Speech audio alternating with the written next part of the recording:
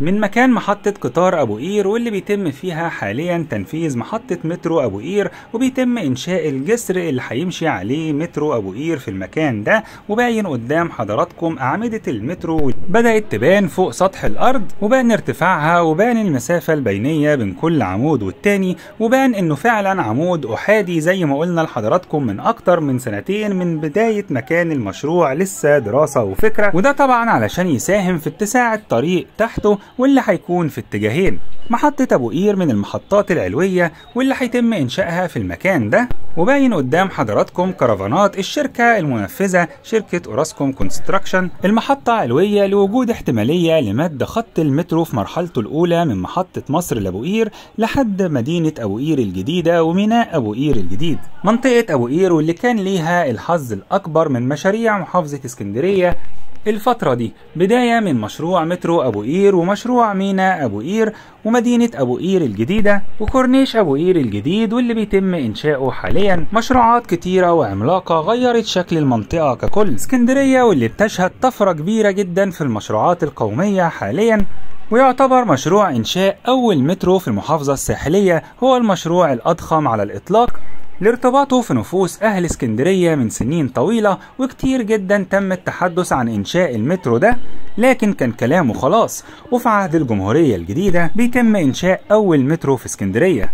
من شهور قليلة جدا كانت بداية أعمال والتنفيذ في مشروع مترو أبو قير، وبدأت من إيقاف قطار أبو قير وفك القضبان وتمهيد السكة، إزالة بعض المباني والمحطات بطول المسار، عمل مجسات للتربة واختبارات للأحمال، عمل خوازيق الجسر اللي هيمشي عليه المترو، وكمان في بعض المناطق بيتم تركيب القمر الخاص بجسم المترو نفسه واللي هيتم تركيبه بداية من الشهر القادم.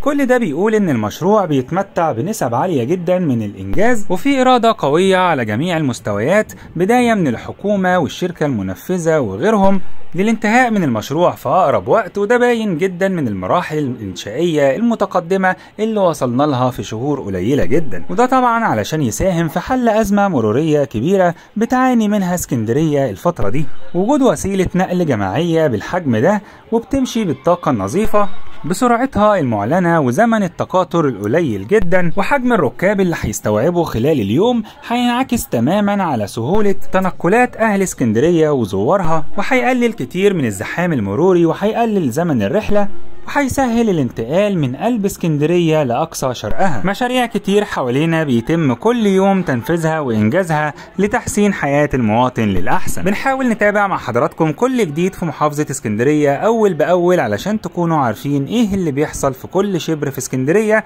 لأنكم جمهور مميز، جمهور تركاية وحكاية ويستحق إنه يعرف. وبنشكر جدا مع حضراتكم صديق القناة الأستاذ أحمد، واللي فادنا بالفيديو الجميل اللي حضراتكم بتتابعوه معانا دلوقتي، فيديو حصري فقط لحضراتكم. لو حابين تتابعوا معانا كل جديد في محافظة اسكندرية، يا ريت تشرفونا دلوقتي بالاشتراك في قناتكم تركاية وحكاية، وتفعلوا زر الجرس على الكل علشان يجيلكم اشعار بكل الحلقات والاخبار والمتابعات الجديدة. ويا ريت زي ما تعودنا لايك للحلقة، وما تنسوش تقولوا لي في التعليقات زي ما تعودنا حضراتكم كنتوا اللايك رقم كام علشان نعرف بعض.